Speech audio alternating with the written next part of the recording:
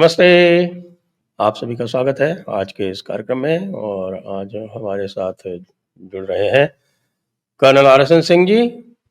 स्वागत है आपका कर्नल सिंह। और सभी से अनुरोध है कि कृपया हमारे चैनल को सब्सक्राइब कर लें, वीडियो को लाइक कर लें और बेल आइकॉन भी अवश्य दबा लें। तो सर, आज आपसे मैं ये पूछना चाहता हूँ कि अभी ये म्यांमार में कई सारा एक्शन हो रहा है। तो ये जो म्यांमार का एक्शन है, इसमें जो उल्फा वाले हैं, जो उल्फा इंडिपेंडेंट, जो परेश बरुआ वाला जो ग्रुप है, जी वो सर। कह रहा है साहब कि 3 बार हमारे ऊपर हमला कर दिया, ड्रोन स्ट्राइक कर दी इंडियन आर्मी ने। और इंडियन आर्मी कह रही है कि साहब हमने तो कुछ भी नहीं किया। तो मैं आपसे जानना चाहता हूँ कि ये क्या रणनीति है।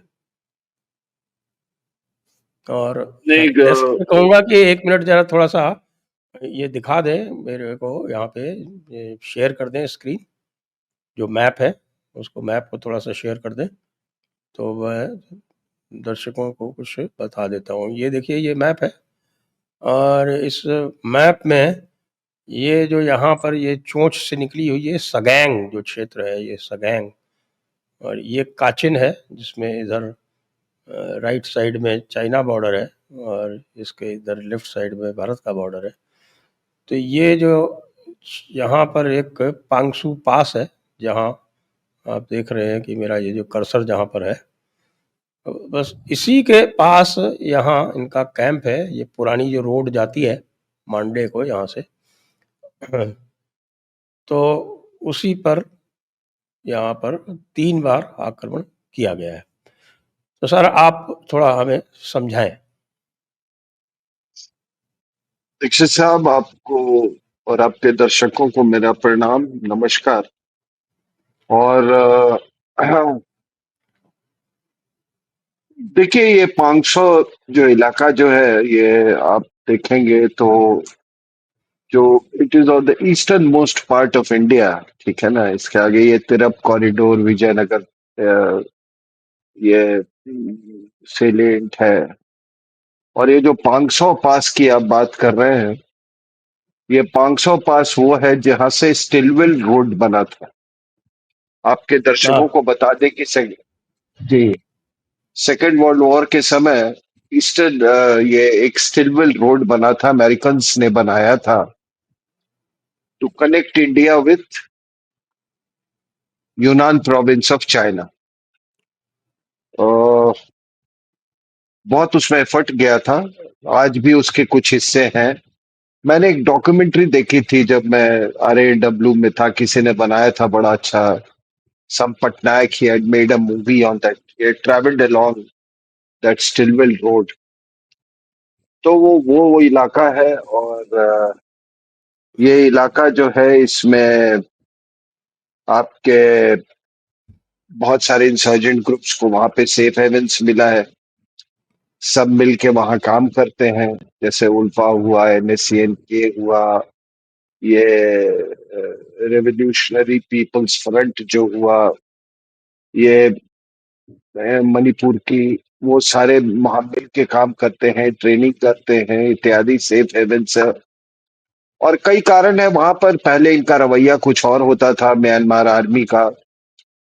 हम लोग जब इसके साथ जुड़े हुए थे तो वो कहते थे कि भाई साहब, ये ना आप लोग ना, ये इसको जॉइंट ऑपरेशंस मत बोलना, 1 मिनट कोऑर्डिनेट। में स्टिलवेल रोड आप जो बता रहे हैं, वो स्टिलवेल रोड थोड़ा-सा मैप पे दिखा देता हूँ दर्शकों को।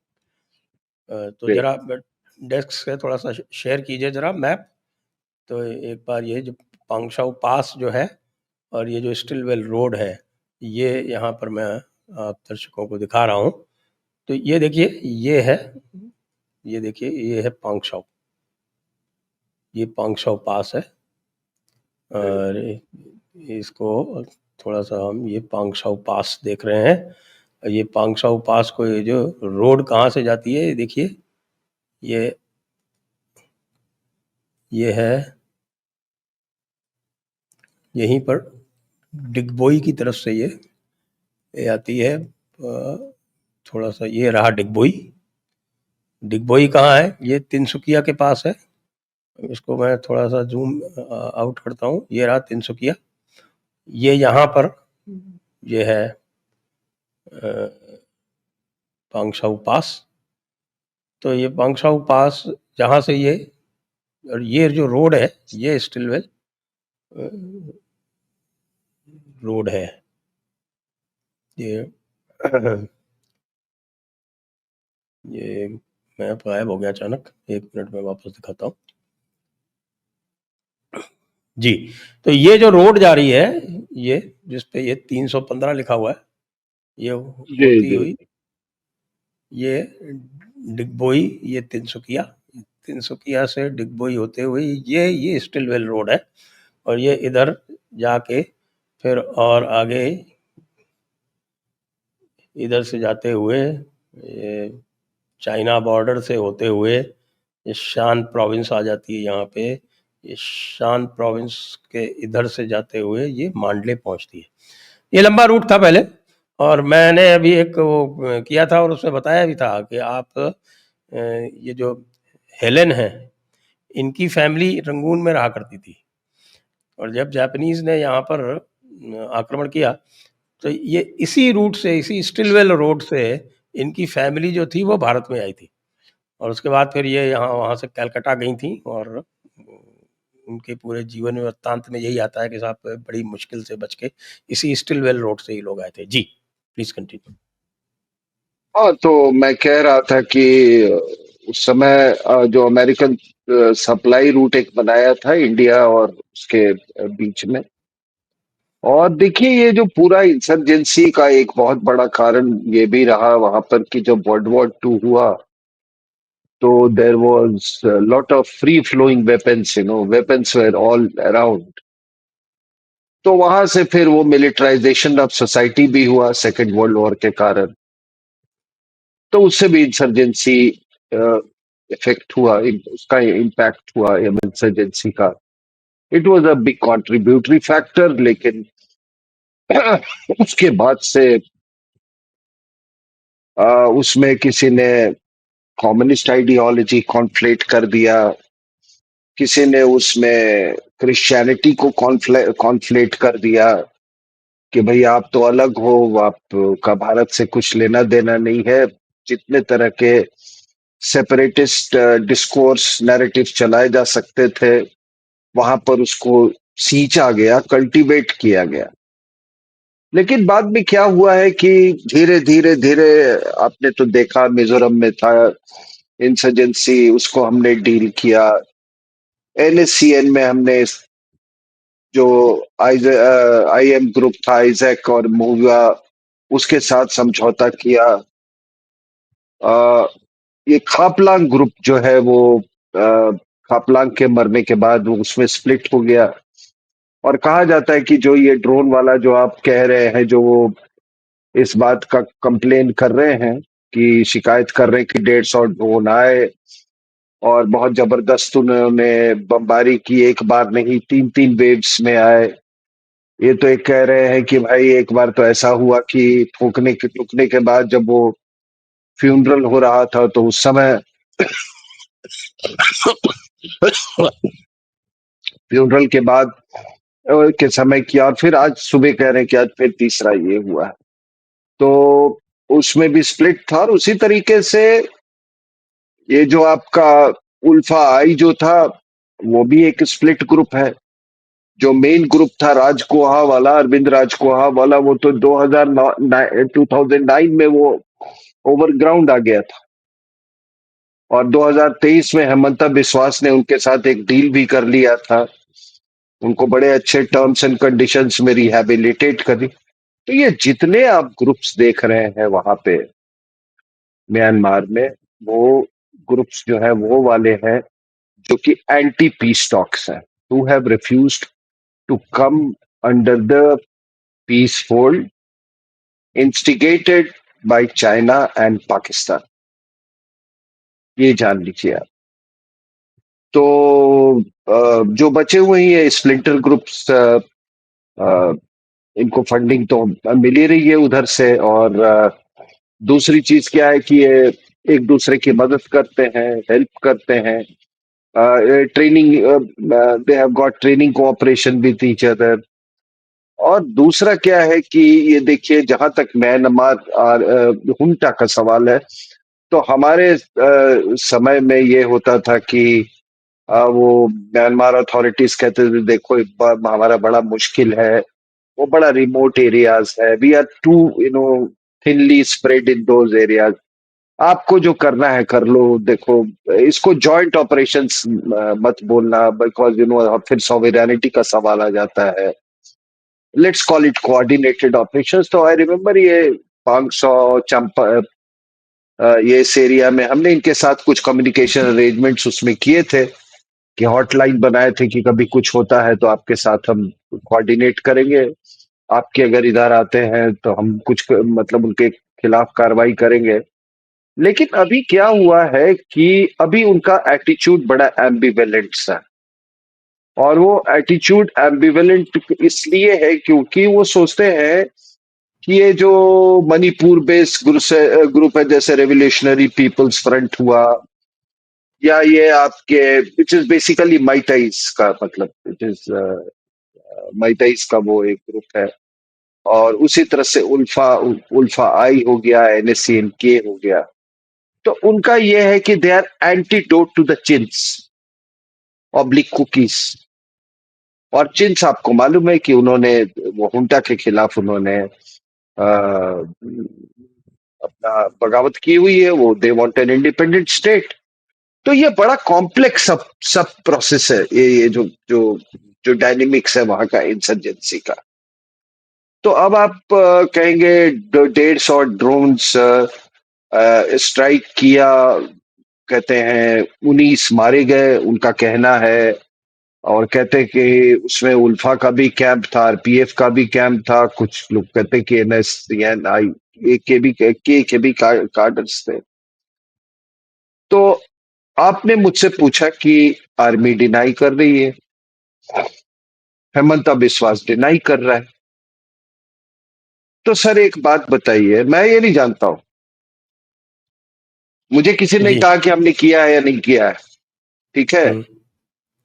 मुझे क्यों कहेंगे, बताएंगे। लेकिन सर 150 ड्रोन्स की कैपेबिलिटी तो कोई स्टेट एक्टर के पास ही हो सकती है ना सर। हुँ, और जिस तरह के हुँ, वो ड्रोन्स, हाँ, नॉन हुँ, स्टेट एक्टर्स इतने इतनी मात्रा में तीन तीन वेव में तो नहीं कर सकते।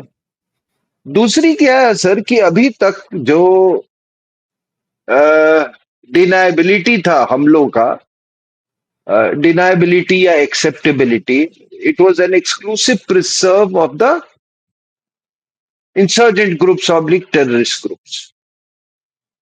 तो स्टेट एक्टर्स के पास भी क्यों नहीं होना चाहिए सर। एक ड्रोन एक ऐसी टेक्नोलॉजी है जो आपको डिनाएबिलिटी प्रदान करती है। आप पता लगाते रहो कहां से खरीदा, क्या से किया, खान मार्केट से खरीदा कि कनॉट प्लेस से खरीदा कि कहाँ बाहर से मंगवाया, कहाँ से मंगाया, क्या है, आप पता लगाते रहो उसको। So it it gives you that deniability. तो अगर स्टेट ने, मान लीजिए मैं कहता हूं अगर स्टेट ने किया भी है, तो what's wrong in that.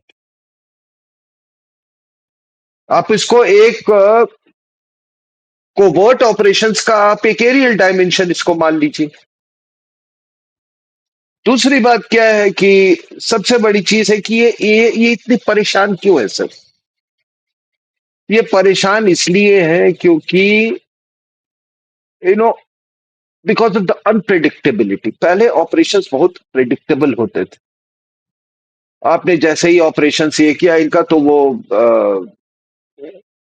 Engagement philosophy ही था कि जहां आप ओवरवेल्ड हो जाए, just slink away and then regroup at a time of your own choosing, at time and place of your own choosing.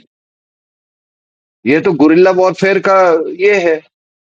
तो इससे क्या हुआ है कि जो इनिशिएटिव जो है अभी स्टेट एक्टर्स के पास फिलहाल आ गया है because of this drone.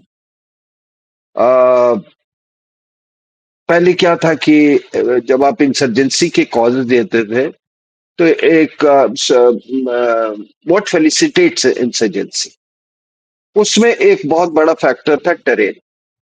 the terrain must give you certain kind of security protection, जो कि बर्मा के जाए जो अब म्यांमार के जंगल देते थे। अब सडनली इनको ये रियलाइज हो रहा होगा कि अरे ये तो वो तो every anywhere and everywhere is accessible.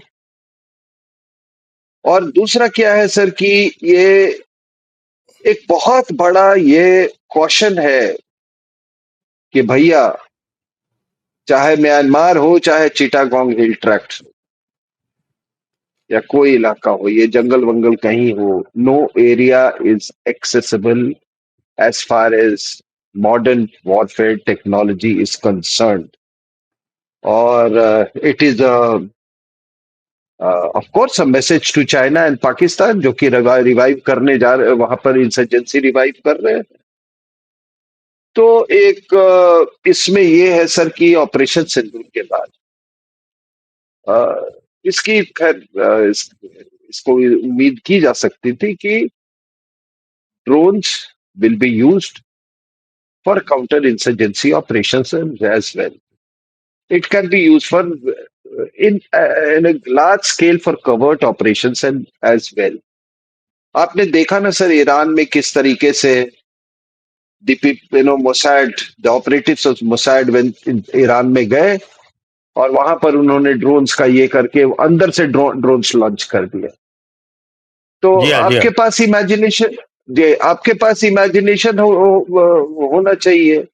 और बाकी इसके बहुत तरीके हैं इसको ये करने का। तो सर ये इसने ना ड्रोन ने जो अभी तक जो हमारी समझ थी और जो ओरिएंटेशन थी गुरिल्ला वॉरफेयर को लेके, जंगल वॉरफेयर को लेके, इसमें काफी एक पैराडाइम शिफ्ट हुआ है। और एक बहुत बड़ा धक्का है इसको। लेकिन धक्का पाकिस्तान को, चाइना को, हाँ आज चाइना से याद आ गया, आज जयशंकर साहब कल मिले थे अपने शी जिनपिंग से जी हाँ। And the sidelines of the SCO meet. और शायद ये गलवान क्लैश के बाद ये पहली मुलाकात थी। तो that is also very significant. तो ये मैसेज भी बड़ा राइट टाइम पे गया है चाइनीज को। तो देखिए हम इसको इस तरह से समझें। एक तो दीक्षित साहब हम इसको ऑपरेशन सिंदूर के परिप्रेक्ष्य में देखेंगे, फिर इसके बाद हम इसको ये जो हमारे दुश्मन जो ऑपरेशन सिंदूर के समय जो खुल के हमारे साथ खिलाफ आ गए थे, तुर्की, चाइना, बांग्लादेश, समवॉट बांग्लादेश, इन सब का क्या ये मतलब ये रोल है। और ये पूरा जो आप देख रहे हैं कि प्लीज मैं दर्शकों से भी आपके अनुरोध करूंगा कि इसको केवल एक इंसर्जेंसी या उल्फा और एनएससीएन के परिप्रेक्ष्य में ना देखें। इसको कृपया आप Bay of Bengal as a whole के पर्सपेक्टिव से इसको उस नजरिए से इसको देखें। तो मैं क्यों कह रहा हूं ये कि देखिए ऑपरेशन सिंदूर के बाद एक चीज तो साफ था कि पाकिस्तान के डीएनए में जिहादी टेररिज्म है, उसको वो कभी त्याग नहीं सकता है। क्रॉस बॉर्डर टेररिज्म ऑपरेशन सिंदूर के बाद थोड़ा मुश्किल हो गया है इंडो पाक बॉर्डर से। और वो फिलहाल अभी शायद इधर से फिलहाल इधर से उसको, लॉन्च नहीं करेगा अब। हाँ इधर से लॉन्च करना मुश्किल होगा सर। क्यों? क्योंकि मोदी साहब ने कुछ रेड लाइंस ड्रॉ कर दिए हैं। मोदी साहब ने एक यस अपना एक डॉक्ट्रिन वो किया है कि भाई डॉक्ट्रिन और whatever you may call it, कि any act of terror will be an act of war. तो एक कॉशन है, एक एक देर इज एक क्या बोले उनका एप्रीहेंशन तो होगा कि भैया अगर आगे इसके हम फिर से अगर कुछ कर देते हैं तो बाकी चीज छोड़ो, कहीं इंडस वाटर ट्रीटी जो सस्पेंड हुआ है उसको लेके माहौल कहीं और ना विशिएट हो जाए। तो उनको तो ये मालूम है कि ऑपरेशन सिंदूर के द्वारा हमने एक नया नॉर्मल इस्टेब्लिश किया है इंडिया पाकिस्तान को लेके। और अब अगर ऐसा कुछ होता है तो उससे क्लाइम डाउन करना हमारे लिए बहुत मुश्किल होगा सर, ये आप जानते हैं। एक बात लोग मैं इसको आपसे इसमें एक्सेप्ट। एक पूछना चाहता हूँ कि अगर बांग्लादेश की तरफ से अटैक होता है जी। तो क्या वो जो पाकिस्तान वाला जो फॉर्मूला है, जो मोदी डॉक्ट्रिन है, वो बांग्लादेश के ऊपर भी अप्लाई होगा? नहीं, अगर आप it will be very difficult for you to prove internationally. यही तो अब सारा गेम हो रहा है, उसकी तो मैं बात कर रहा हूं सर, हम्म। कि आगे क्या होगा। और ये कार्रवाई लेट्स अज्यूम कि हमने किया है। अगर हमारा एजम्पशन है, जो कि मेरा एजम्पशन है, कि अगर हमने किया है तो क्यों किया है। और इसका कारण है कि हम इस बात को समझते हैं कि ऑपरेशन ऑपरेशन सिंदूर के बाद ये जितने सारे आपके नेबरिंग कंट्रीज हैं for Pakistan, they are swing states. इनका पहली बात, स्ट्रेटेजिकली ये स्विंग स्टेट्स है, ये सब अपने आप को रीओरिएंटेट करेंगे सर। और याद रहे कि none of your neighbours except for Pakistan are nuclear states. पहले तो इनको बहुत वो होगी कि हमको, हमारे पास तो न्यूक्लियर, मतलब पाकिस्तान न्यूक्लियर स्टेट है। लेकिन हमने तो एक बहुत बड़ा सवालिया निशान ठोक दिया ना, कर दिया ऑपरेशन सिंदूर के द्वारा। तो इनका स्ट्रैटेजिक रीओरिएंटेशन अवश्य हो रहा है। They are not by standards नहीं है इस पूरे मामले में, ठीक है।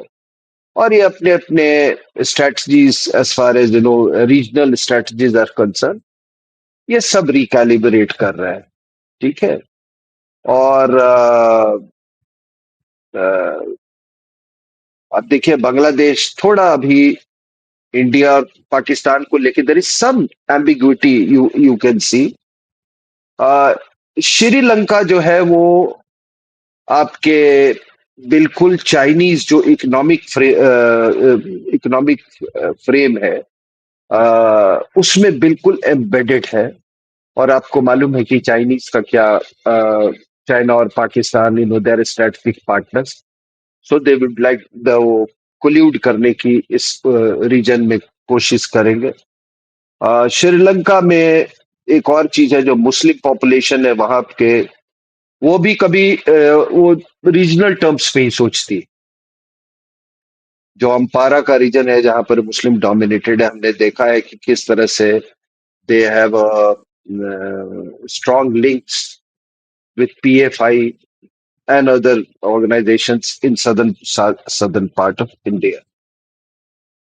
तो मैं कह रहा था कि देखिए ये नेपाल, इसलिए नेपाल के जरिए आपने देखा कि अभी एक खबर आई थी कि नेपाल के एक एडवाइजर हैं सुनील बहादुर थापा, प्रेसिडेंट के एडवाइजर हैं, उन्होंने क्वेश्चन किया है इंडिया कि पाकिस्तान टेररिस्ट ऑर्गेनाइजेशन जो है वो हमारे यहाँ से आपको अ, ये अटैक लॉन्च कर सकते हैं। और वो पहले इंडस्ट्री मिनिस्टर भी थे, खास करके उन्होंने नाम लश्कर ए तोयबा और जैश ए मोहम्मद का किया। और इसका तमाम एक बैकग्राउंड है। सबसे बड़ा है IC-814, अब्दुल करीम टुंडा जिसने 40, वो ये सब नेपाल के थ्रू ही पकड़े गए थे, या यासीन भटकल जो है। तो ये क्या है सर कि अब जो हमला होगा वो नेपाल के जरिए हो सकता है, म्यांमार के जरिए हो सकता है, बांग्लादेश के जरिए हो सकता है, श्रीलंका के जरिए हो सकता है, म्यांमार के जरिए हो सकता है। और आपको मालूम है कि म्यांमार में कितनी अस्थिरता है अभी। मिलिट्री हुंटा के वल्नरेबिलिटी को वो एक्सप्लॉइट कर सकते हैं। और बोथ आईएसआई एंड चाइना, ठीक है सर। और बांग्लादेश में जो यूनिस रेजीम है, आपको तो मालूम है कि वो प्रो पाकिस्तान, एंटी इंडिया, वो उसकी ओरिएंटेशन है। जो इंसर्जेंट कैंप्स थे बांग्लादेश में, काफी साल तक वहां सक्रिय थे। मुझे याद है कि जब भी शेख हसीना ये खालिदा जिया का बीएनपी का रूल होता था, तो एक्टिविटी बढ़ जाती थी इन कैंप्स में, क्योंकि उस समय पाकिस्तान का राज हो जाता था। पाकिस्तान आईएसआई और डीजीएफआई में बहुत गठजोड़ एक होती थी। अ, शेख हसीना ने अपने शुरुआती दिनों में नहीं, बट आखिरी के जो 4-5 साल थे उसमें इन्होंने she ensured that these camps are shut down. अब वो शेख हसीना कम से कम वो हमारे सिक्योरिटी कंसर्न्स को हमने इंश्योर किया कि हमारे सिक्योरिटी कंसर्न्स को वो रिस्पेक्ट करें। तो चिटागोंग हिल ट्रैक्ट्स में वो फोल्ड अप हो गए थे, और इसी समय ये फिर से उधर चले गए आपके म्यांमार के तरफ। लेकिन जब से शेख हसीना को हमने असाइलम दिया है सर, वो बिल्कुल जो माहौल और उनका जो नजरिया है और उनका जो अप्रोच है भारत को लेके, इनिमिकल अप्रोच, वो बिल्कुल साफ दिख रहा है। This third rate man called Yunus was awarded that third rate Nobel Prize। ये आदमी बिल्कुल अभी आईएसआई के गिरफ्त में है। और ये उसके आप, अब मैं क्यों थर्ड रेट बोल रहा हूं सर? क्या क्या उसने नहीं बोला है आपके खिलाफ? नॉर्थ ईस्ट लैंडलॉक्ड है, हम सबसे बड़े बेट हैं।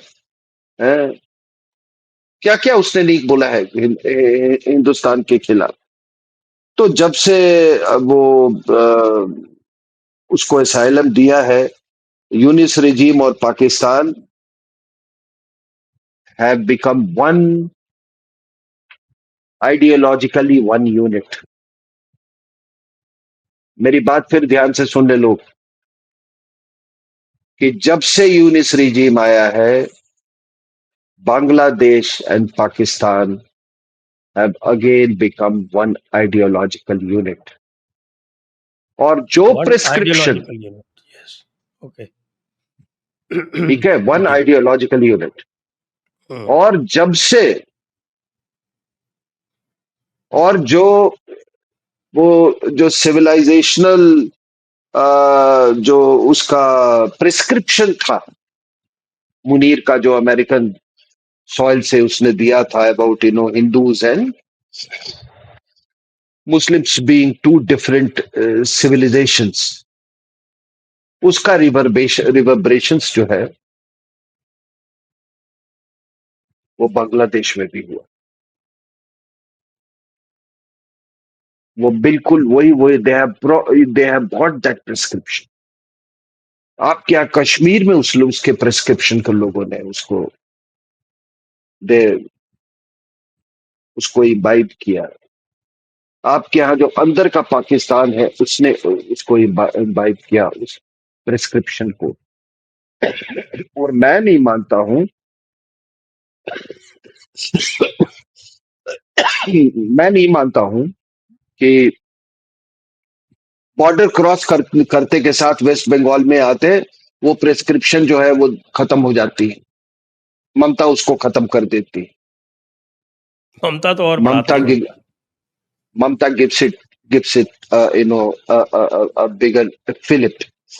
ठीक है सर। तो अभी अभी क्या है सर कि ये सिविलाइजेशनल तो मैंने आपको बताया इसका। अभी श्रीलंका का हम ले ले थोड़ा सा। तो अब देखिए, ये आसी मुनीर 20, आई थिंक, हाँ, 28 जुलाई को is going to visit Sri Lanka. सबसे बड़ी बात है सर कि एक देश जिसका डेट है $130 बिलियन, 50% ऑफ द जीडीपी। यह आदमी वहां 3-4 दिन के टूर पे जा रहा है, और बिल्कुल sir, he is going to stay in the best of the hotels. He is going there by a special aircraft, ठीक है सर, वहां पे। और ये ट्रिप कब जा रहे हैं? जस्ट बिफोर मोदी साहब visit to Maldives।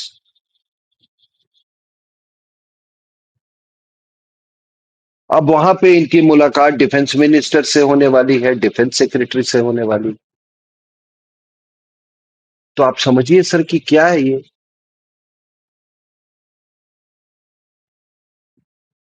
A country which has been devastated by operation Sindoor, ये कहां कहां घूम रहा है सर, किस पर्पस से? तो एक चीज तो बहुत क्लियर है कि एक जो आपका the whole focus has shifted to your eastern theatre, and that is Bay of Bengal की तरफ। और इसी के कारण ये हिंदुस्तान में जो हमारे सिक्योरिटी प्लानर्स है, उन्होंने इस चीज को समझा और उस पे उसको ट्रैक्स में रोकने की कोशिश की। तो आज जो हम पहले भी आपके साथ प्रोग्राम कर चुके हैं, हमने आपको बोला कि भाई ये क्रिश्चियन कंट्री बनाने का, उसमें ड्रग्स आप जोड़ दो, उसमें इलीगल माइनिंग जोड़ दो आप चाइना के द्वारा, पर्टिकुलरली रेयर अर्थ्स का। 70% जो रेयर अर्थ्स जो निकलता है म्यांमार का, दैट गोज टू चाइना, में may be more the percentage. In fact China का जो बाहर का जितना मतलब रेयर अर्थ आता है, उसमें 70% यहां से आता है, म्यांमार से। और जब उसका जब इनिशियल जब उसका रिफाइनिंग होता है, जब ट्रक में लोड करने के पहले, that is creating environmental havoc in the entire Mekong जो रिवर है, और उसमें। तो ये एरिया इसलिए भी वॉलेटाइल है, given the church discourse, the narcotics discourse, the Bay of Bengal discourse। ये मुला जुला के ये एरिया इसीलिए बहुत सेंसिटिव है। तो ये पूरा फोकस अगर आप देख रहे हैं कि ये श्रीलंका आ रहा है, और जब मैं इसकी बात करूं, अभी हाल में एक फ्रेंच सैटेलाइट ने, वो उसका नाम है अनसीन लैब्स करके, एक फ्रांस का, उन्होंने कहा कि भाई एक बे ऑफ बंगाल में एक चाइनीज स्पाई वेसल लगता है, रिसर्च वेसल बोले स्पाई वेसल है, जिसने अपना ऑटोमेटिक आइडेंटिफिकेशन सिस्टम जो है वो क्लोज कर रखा है। लेकिन उसके जो रेडियो फ्रीक्वेंसी सिग्नल्स थे, उससे ये उन्होंने एनालाइज किया कि जो आरएफ रेडियो फ्रीक्वेंसीज एमिट कर रहे थे, कि ये किसी तरह का सी फ्लोर मैपिंग कर रहे हैं, और इनका जो इंटेंट जो है वो स्ट्रेटजिक है। तो आप देखो सर, ऑपरेशन सिंदूर के बाद ये एक्टिविटी, श्रीलंका जाना, ये चाइनीज का बे ऑफ बंगाल, और उसके बाद नाउ तुर्की है सर। तुर्की अपने आप को इस बांग्लादेश में स्ट्रेटेजिकली प्लांट कर रहा है।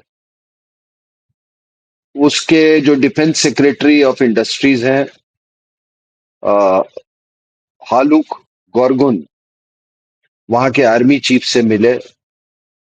कुछ टेक्नोलॉजी ट्रांसफर भी की भी बात हुई है उनमें, ठीक है ना। 2022 में Bangladesh had become the top buyer of defense equipment from Turkey। Space में वो एक दूसरे के साथ कोऑपरेशन की बात कर रहे हैं। For space you can infer anything, और आपको मालूम है कि there is a very close affinity between certain groups in Turkey and Jamaat-e Islami. और आपको बता दूं कि ये जो नुपुर शर्मा वाले केस में जो दूसरा था, रहमानी, वो भी किसी समय जमायते इस्लामी का मेंबर, बहुत सॉरी, बहुत प्रोमिनेंट एक एक्टिविस्ट था। वो भी तुर्की के काफी दौरा करता है।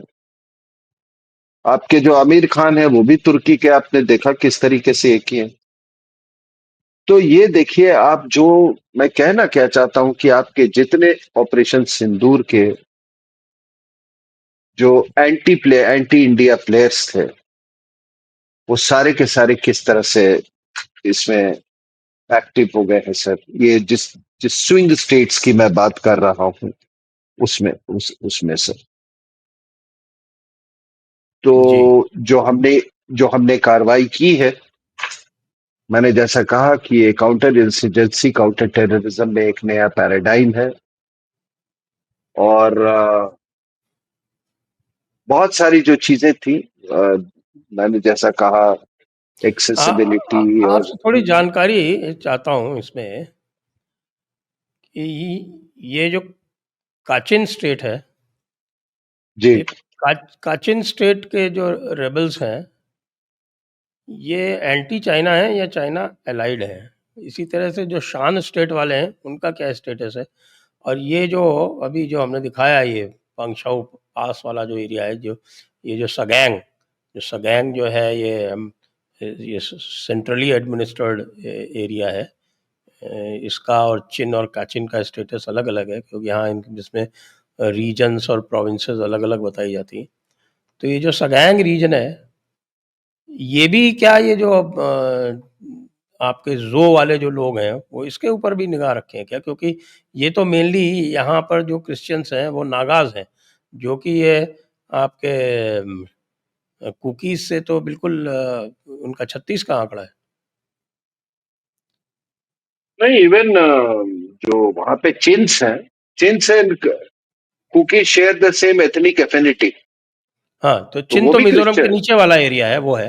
हाँ हाँ, तो वो एक पूरी चिन स्टेट है, मतलब वहां पे हाँ जो जी। भी एरिया हमारे ऑपोजिट में है, उसको सगैंग डिवीजन कहते हैं, ठीक है ना सर। हुँ। वो पूरे उसको सगैंग डिवीजन कहते हैं। जहां तक ये जो कचिन्स का मणिपुर का और नागालैंड का और पार्ट ऑफ अरुणाचल का ये पूरा बॉर्डर जो है, ये सगैंग जी से सर, लगता है। उसको उसको उसको कहते हैं म्यांमार नागा हिल्स।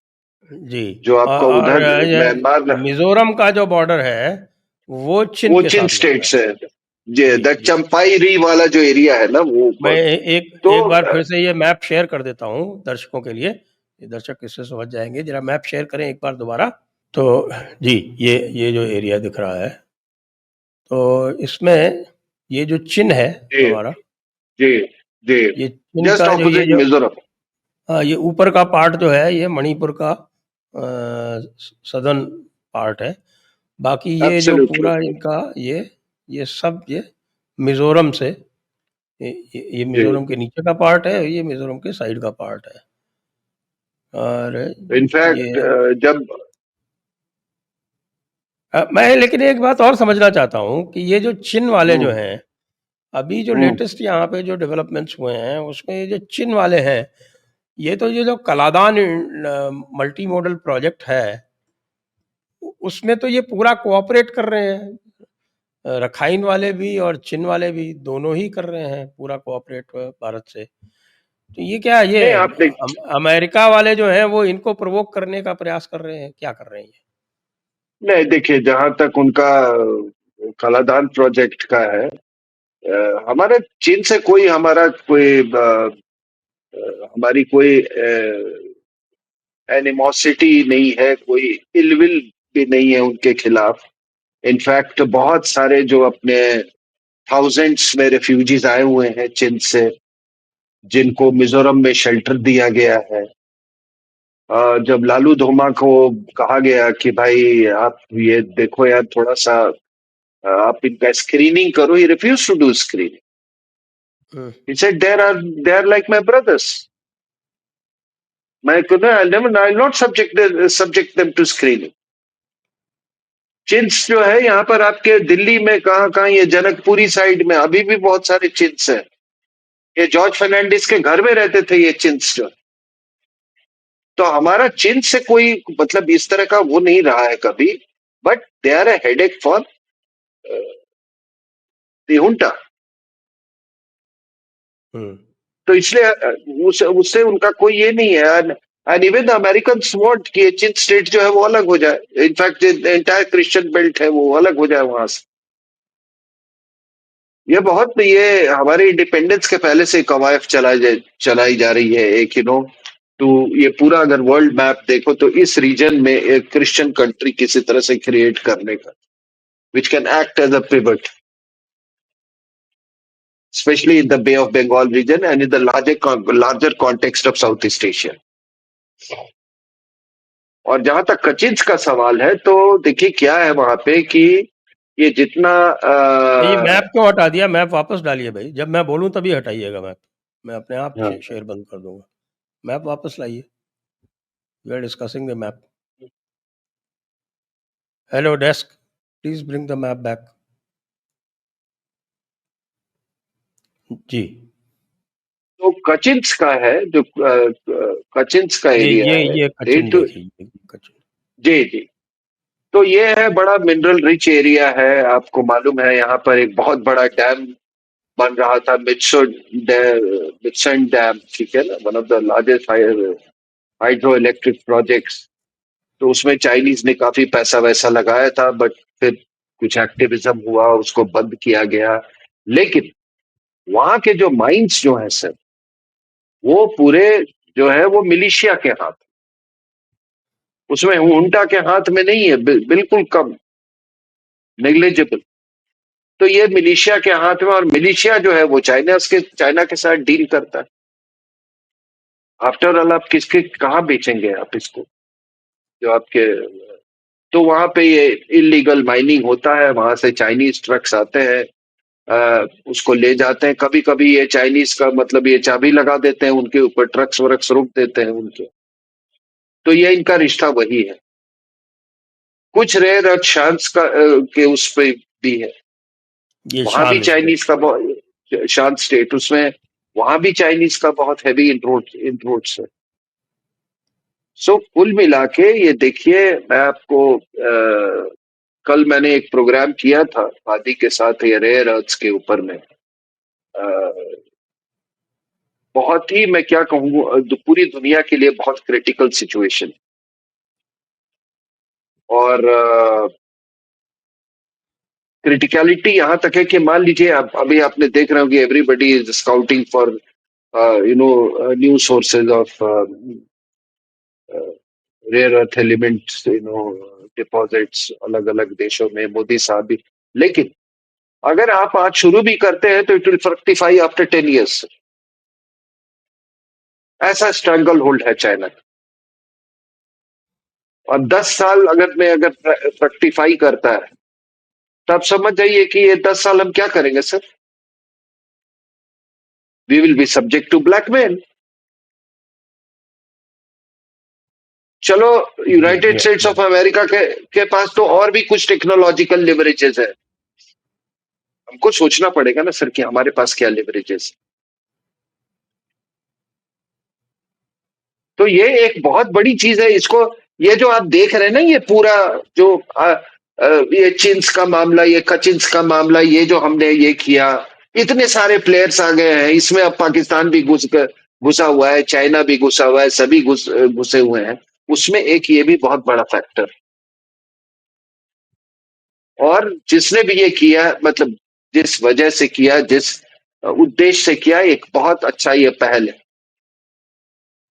एक बहुत अच्छा पहल है. इट मैं बोला ना कि it has introduce a totally new dimension into counter insurgency and counter terror operations. तुम एम्बुश कैसे हमारे डोगरा यूनिट का एम्बुश, वो जवान का एम्बुश कर दिया था. आप करो. आप ड्रोन से ठुक जाओगे। एंड व्हाट ड्रोन्स का सबसे बड़ा चीज है कि आप देखिए सर, ये मैं फिर से कहता हूं कि जब प्रिसाइज आर्टिफिशियल इंटेलिजेंस है, सैटेलाइट्स, आपके पास अपनी सैटेलाइट्स है सर, प्रॉब्लम क्या है? और बड़ी प्रिसीजन से हमने टारगेट किया है। नंबर एक गॉन, नंबर दो गॉन, वो क्या नया नयन मेदी, सेल्फ स्टाइल लेफ्टिनेंट जनरल, खत्म। गणेश ओसम गॉन, ब्रिगेडियर कहता था अपने, प्रदीप हसन गॉन। अब इसके पास दो सीनियर सीनियर फंक्शनरीज केवल बच गए हैं उल्फा के सर। एक अरुण दो क्या दोहतिया, और दूसरा एक रूपम असोम। ये सिर्फ ये दोनों बचे हुए हैं। तो आप समझिए, जब आप टॉप लीडरशिप को आप इस तरह से टारगेट करोगे, तो सर आपको मतलब उसका क्या इम्पैक्ट पड़ेगा? So this is something tremendous that has happened. और हमने और आपने तो क्या अपने ही जीवन काल में वॉरफेयर को इस तरीके से हमने बदलते हुए देखा है। मैं ये ये तो नहीं कह बिल्कुल रहा एक हूँ। नई चीज हुई है ना जो अभी यहाँ हुआ है, ये स्टिलवेल रोड के और पंचो पास के आसपास जो भी हुआ है, तो बिल्कुल नई चीज हुई है। आपको मैं ये पूछना चाहूंगा कि ये किसको मैसेज है? बांग्लादेश को, चाइना को, पाकिस्तान को, या अमेरिका को? सबको मैसेज है सर ये, उनको तो मैसेज गया ही है। और ये अपने वाले जो है ना, जो अपने वाले इनसे पैसा लेके ये सब जो कर रहे थे, उनको उनको सबसे बड़ा मैसेज गया है कि बेटा तुम कहीं भी सेफ नहीं है। Don't think you can take advantage of those jungle, कि हम वो ट्राई जंक्शन से हम साला उसके सॉरी आसपास से हम चले जाएंगे। एक क्या बोलते हैं स्लॉथ टाइप का आर्मी ऑपरेशन होगा, हमको पहले पता चला, जिसको कहते हैं ना हेवी पॉन्डरस ऑपरेशन, हम भाग लेंगे। अभी एक तो नया पैराडाइम हो गया है, सो दे आर नॉट सेफ। और ऐसा नहीं है सर, इंटेलिजेंस प्रोवाइड करने वाले बहुत लोग हैं वहां पे। आई am telling this with personal experience, एकदम पिन पॉइंटेड आपको होता है। अब मैं जब था ये इंटेलिजेंस एजेंसीज में, तो ये लोग कहते हैं यार तुम रियल टाइम इंफॉर्मेशन नहीं बताते हो। तो हम कहते थे यार तुमको हम यही दे सकते हैं ना कि भैया देखो इसमें इसमें बात हो रही है, ये एक इसमें बात करें, अब तुम अपना कुछ इन्फरेंस निकालो। अब परेश बरुआ के तो हम उसका जीभ काट के तो नहीं लाएंगे ना, तुमको दे देंगे हम। तो उस तरह का ना इंटेलिजेंस आपको कभी ये, हाँ आपने इंटरसेप्ट कर लिया कुछ, वो दूसरी बात। But now what has happened is कि आपकी क्षमता जो है वो बढ़ गई है। और देखिए सर, जहां टेक्नोलॉजी का सवाल होता है ना सर, आपको मैं बता रहा हूं कि no non state actor can compete with the state actor. Okay, एक करेक्ट। एक स्टेट जो होता है सर, उसकी जो कैपेबिलिटी है sir, it can keep expanding. आपको मैं एक एग्जांपल देता हूं, ये श्रीलंका का। कई साल मैं ये आपके एनएससीएस के मीटिंग्स में जाता था। वो भी मुझे दौर याद है कि अ, सभी agency Sri Lankan security forces, they have no stomach for fight और ये वो। लेकिन एक चीज मुझे महसूस होता था कि आफ्टर ऑल देयर वो they belong to the state. और स्टेट बहुत कुछ कर सकता है। स्टेट इंडिया को बोलेगा अच्छा ठीक है, उधर तुम यार एक नेवल ब्लॉक वो कर दो आप, एक हमको एक कॉर्डन दे दो आप। दिया हमने। वो पाकिस्तान से एमबीआरएल्स मंगा सकता है, पाकिस्तान ने flew MBRLs. So state has got tremendous amount of capacity. तो ये मैसेज है सबसे ज्यादा। अब करो, अगर तुमको पाकिस्तान को अगर इधर ड्रोन वॉरफेयर करना है, हो सकता है कल, आई डोंट से कोई चीज परफेक्ट वो नहीं होता है, उसका भी कोई एंटीडोट होता है, लेकिन अब इतना आसान नहीं है।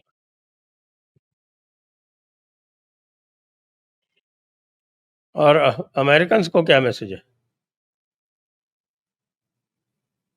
नहीं, अमेरिकन्स का देखिए सर, अमेरिकन्स का क्या है, आपके लोगों को ये बात समझनी चाहिए। आपने आपसे ठुकवाया आसिम मुनीर को, आसिम मुनीर को घुटने पे लाया ठुकवा के अच्छे से, उसका फिर उसको लंच पे बुलाया, फिर वहां फिर उसकी पैंट उतारी, हम्म, फिर बोला कि यहां से छोड़ दूंगा तो लोग तेरे को नोच के खा जाएंगे, दे विल लिंच यू, ऐसा है। अब तू ये क्रिटिकल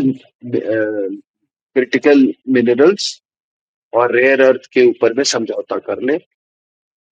वो वहां से आया और उसको ये बोला कि देख, हमको स्टेबिलिटी चाहिए, बड़ा जरूरी है अभी हमारे लिए क्रिटिकल मिनरल्स और रेयर अर्थ एलिमेंट्स, बहुत जरूरी है। हम जो बोलेंगे तू करना, तू अपना घूमता रहे स्पेशल एयरक्राफ्ट में। यही हो रहा है सर। बाकी I am telling you, American को be least bothered what is happening against you in the north east. लोगों को ये इक्वेशन समझना चाहिए कि यूएस और ब्रिटेन का प्रॉक्सी है पाकिस्तान मिलिट्री, पाकिस्तान मिलिट्री का प्रॉक्सी है जिहादी तंजीम्स, पाकिस्तान मिलिट्री का प्रॉक्सी है बांग्लादेश की जो अभी जो जो रिजीम है, उसकी प्रॉक्सी ये है। This is the arrangement and the American उनको अपना strategic interest, why should they be bothered. बस उनका एक वो है कि इसमें कहीं ना कहीं जैसे वहां हो रहा है ना सर बलूचिस्तान में, अगर क्रिटिकल मिनरल्स होगा तो it will be in conflict with China Pakistan economic corridor. यहां पर भी बे ऑफ बंगाल का होगा sir. They will never permit the Chinese to become a player in Bay of Bengal, जो मर्जी कर ले। तो they are layers within layers within layers, ये कॉम्प्लेक्स थोड़ा सा बन जाता है, लेकिन यही है जियोपॉलिटिकल हालात। लेकिन इसलिए आपने अगर आपने क्वाड्स में active role meaningful role play करना, if they want you to play a meaningful role in their Indo Pacific strategy, तो isn't Bay of Bengal a part of Indo Pacific?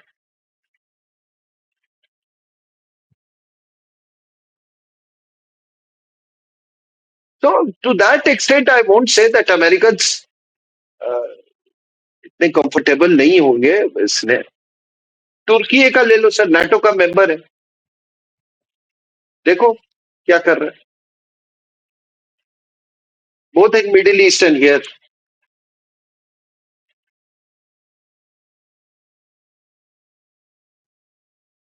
Correct. तो आइए आज की चर्चा को अब यहीं पर विराम देते हैं। सभी दर्शकों को बहुत बहुत धन्यवाद। कर्नल RSN सिंह जी को भी बहुत बहुत धन्यवाद। जय हिंद, जय भारत, वंदे मातरम। Thank you sir, thank you.